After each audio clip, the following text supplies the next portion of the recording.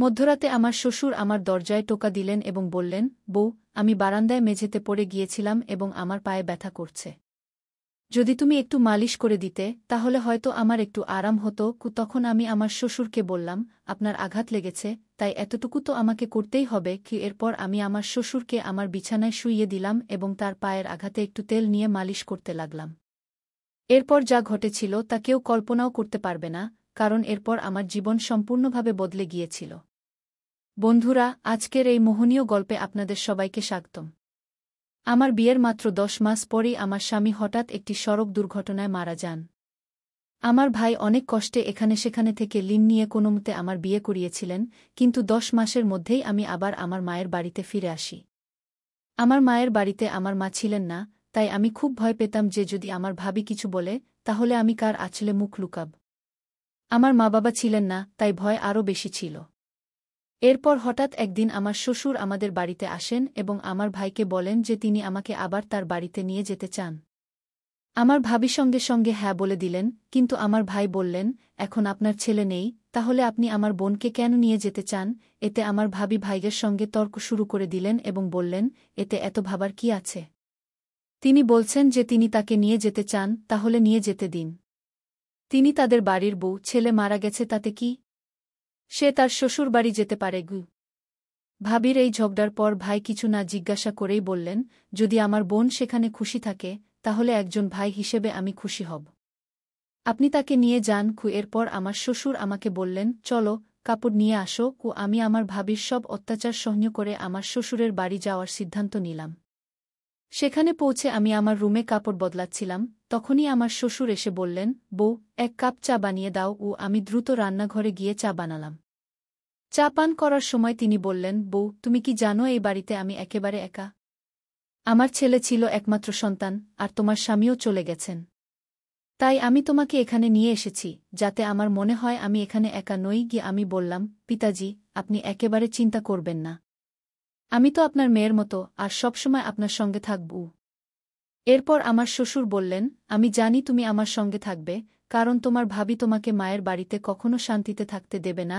এইভাবে কিছু দিন কেটে গেল। 4 মাস পর এক রাতে আমি আমার রুমে ঘুমাচ্ছিলাম, তখন মধ্যরাতে কেউ আমার দরজায় টোকা দিল।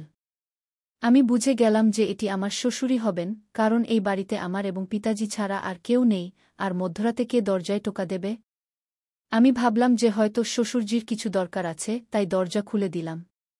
দরজা খুলতেই আমার শ্বশুর আমাকে ধরে ফেললেন এবং বললেন, বউ, আমি বারান্দায় মেঝেতে পড়ে গিয়েছিলাম, মনে হয় আমার পায়ে মোচক। তিনি প্রকাশ করেছিলেন যে তিনি আমার জীবনকে একটি নতুন দিকে ঘুরিয়ে দিয়েছিলেন। তার কথাগুলো আমাকে গভীরভাবে নাড়িয়ে দিয়েছিল। যখনই আমি ঘুমাতে যেতাম তার কথা আমাকে ভাবতে বাধ্য করত। তিনি বলতেন যে আমার সাথে থাকলে তিনি তার একাকিত্ব অনুভব করেন না এবং তিনি চান যে আমরা দুজনেই একটি নতুন জীবন শুরু করি। সেই রাতের কথোপকথনের পর আমি নিজেকে খুবই দ্বিধাগ্রস্ত অবস্থায় পেয়েছিলাম এবং আমার মনে অনেক প্রশ্ন উঠছিল যে এটি কি সঠিক, এটি কি সমাজের নিয়মের বিরুদ্ধে যাবে না? কিন্তু কোথাও না কোথাও আমার মনে এই কথাও ছিল যে সম্ভবত আমার শ্বশুর সত্যিই একাকিত্বের সাথে লড়াই করছেন। অনেক ভেবেচিন্তে আমি তার সাথে কথা বলার সিদ্ধান্ত নিলাম। এক রাতে যখন শ্বশুরজি ঘুমিয়ে পড়েছিলেন, আমি তার ঘরের দরজায় টোকা দিলাম। তিনি দরজা খুলে আমাকে দেখে কিছুটা আশ্চর্য হলেন। আমি ভিতরে গিয়ে বললাম, শ্বশুরজি, আমি আপনার সাথে কিছু গুরুত্বপূর্ণ কথা বলতে চাই। তিনি আমাকে বসতে ইঙ্গিত করলেন এবং গম্ভীরভাবে বললেন, কি হয়েছে বউ, তুমি এত রাতে কেন এসেছ? আমি কিছুটা সাহস জোগাড় করে বললাম, শ্বশুরজি, আমি আপনার প্রস্তাব সম্পর্কে অনেক ভেবেছি। আমি বুঝতে পারছি যে আপনি একাকিত্বের সাথে লড়াই করছেন এবং একজন সঙ্গীর প্রয়োজন অনুভব করছেন। কিন্তু এই সম্পর্কটিকে সমাজের মানুষ মেনে নেবে না। সেই রাতের পর আমি আমার হৃদয়ের অশান্তি শান্ত করার চেষ্টা করেছি। আমি বুঝতে পেরেছিলাম যে শ্বশুরজির ইচ্ছা যদিও তার একাকিত্ব থেকে মুক্তি পাওয়ার ছিল, কিন্তু এই পথে হাঁটা আমাদের উভয়ের জন্যই ভুল হবে।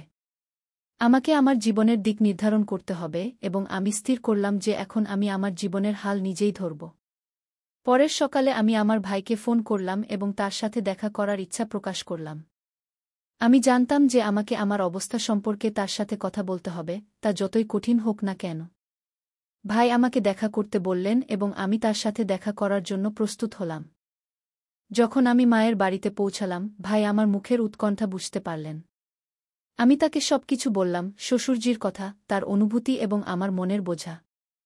ভাইজি আমার কথা মনোযোগ দিয়ে শুনলেন এবং একটি গভীর শ্বাস নিয়ে বললেন, বোন, এটি একটি কঠিন সময়, কিন্তু আমি সবসময় তোমার সাথে আছি। তুমি সঠিক সিদ্ধান্ত নিয়েছ।